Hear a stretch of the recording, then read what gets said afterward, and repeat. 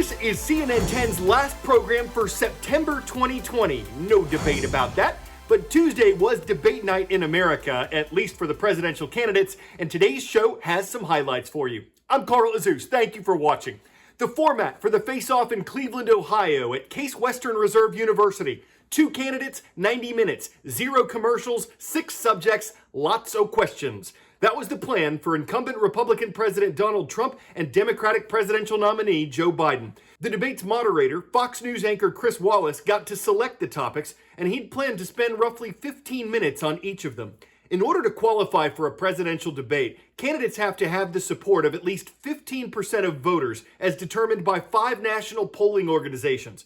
That's a rule set by the Commission on Presidential Debates, which organizes and governs these events. And that's why Libertarian nominee Joe Jorgensen and Green Party nominee Howie Hawkins were not included in Tuesday's debate. To prepare for the event, former Vice President Biden huddled with his team in Wilmington, Delaware, practicing in mock debates, anticipating attacks from the incumbent leader. President Trump huddled with his team in the map room of the White House, practicing in mock debates, anticipating attacks from the former vice president.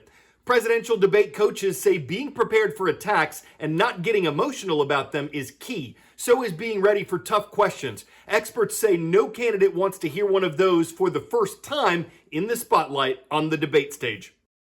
That's why, when the topic of COVID-19 came up, a set amount of time was planned for both candidates.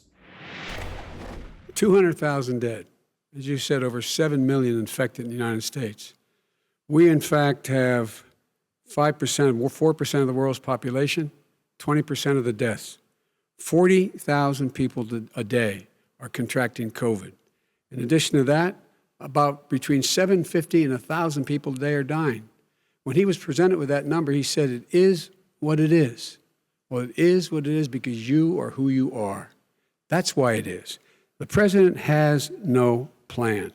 He hasn't laid out anything. He knew all the way back in February how serious this crisis was. He knew it was a deadly disease. What did he do? He's on tape as acknowledging he knew it. He said he didn't tell us or give people a warning of it because he didn't want to panic the American people. You don't panic. He panicked. In addition to that, what did he do?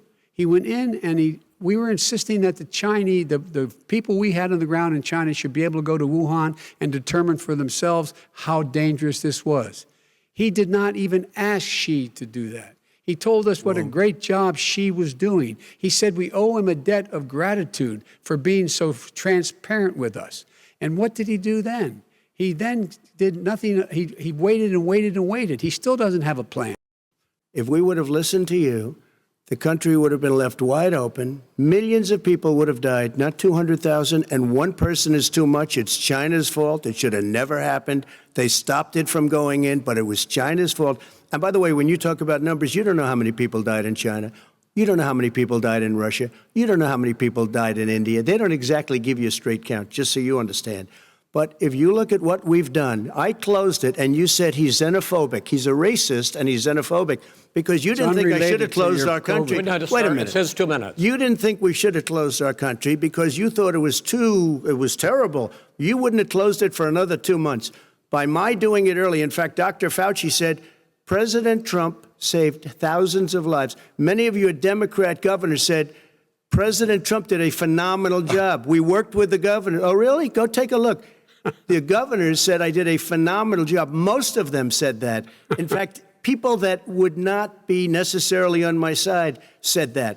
We got the gowns, we got the masks, we made the ventilators. You wouldn't have made ventilators. And now we're weeks away from a vaccine. We're doing therapeutics already. Fewer people are dying when they get sick. Far fewer people are dying. We've done a great job. Of course, that wasn't the only subject or point of disagreement between the two men. There was a lot of bickering in this debate. It was chaotic at times. There were interruptions and insults throughout. And one priority for the moderator and the Commission on Presidential Debates is to make sure that the candidates each get a fair shot at making their points. The Commission has sponsored every presidential and vice presidential debate since 1987. It's nonpartisan, and it says it doesn't receive funding from the government or any political party or campaign. That's why, when topics concerning the environment and climate change were brought up, the goal was to give each candidate a set amount of time. I believe that we have to do everything we can to have immaculate air, immaculate water, and do whatever else we can that's good. You know, we're planting 1 billion trees, the Billion Tree Project, and it's very exciting. You believe for a lot of people. that human pollution, greenhouse gas emissions contributes to the global warming of this planet? I think a lot of things do, but I think to an extent, yes. But I also think we have to do better management of our forests. Every year, I get the call, California's burning. California's burning.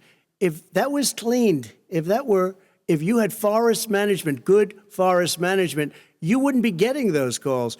During our administration, the Recovery Act, I was able to bring down the cost of renewable energy to cheaper than or as cheap as coal and gas and oil.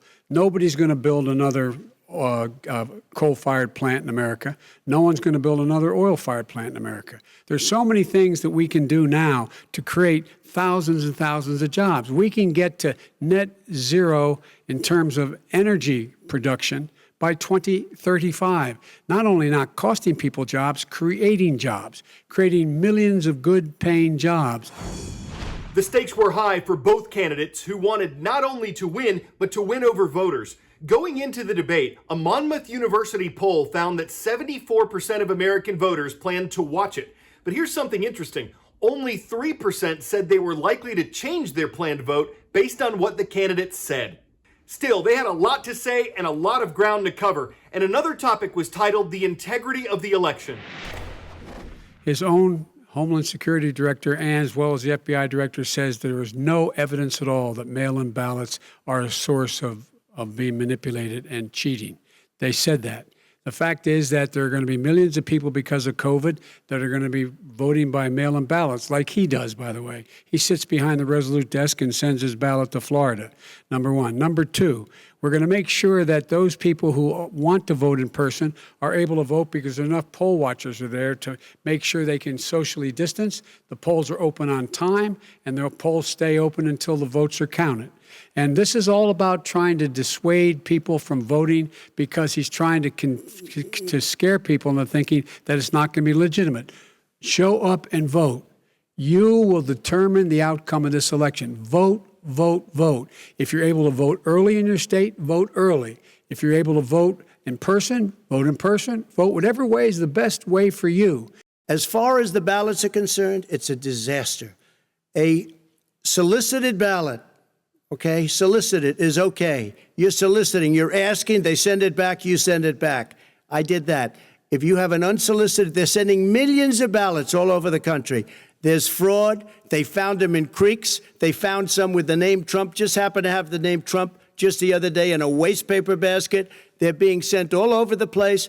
They sent 2 in a Democrat area. They sent out 1,000 ballots. Everybody got 2 ballots. This is going to be a fraud like you've never seen. The other thing, it's nice on November 3rd, you're watching and you see who won the election. And I think we're going to do well because people are really happy with the job we've done. But you know what? We won't know. We might not know for months because these ballots are going to be all over. Again, those were just a few highlights from the two candidates' first debate. For full coverage, please visit CNN.com.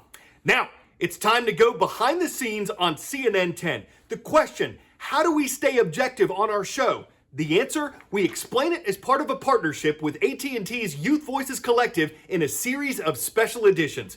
They feature yours truly and student questions about journalism. The first video is available right now. You can find it at CNN10.com and at YouTube.com/CNN10. So you can call that our AT&Ts. Our objective is to stay objective for the sake of objectivity. I'm Carl Azus. We're going to the beach today. Gold Beach. It's in Oregon, and it's where we heard from Gold Beach High School, who left a comment on our YouTube channel. Thanks for watching CNN.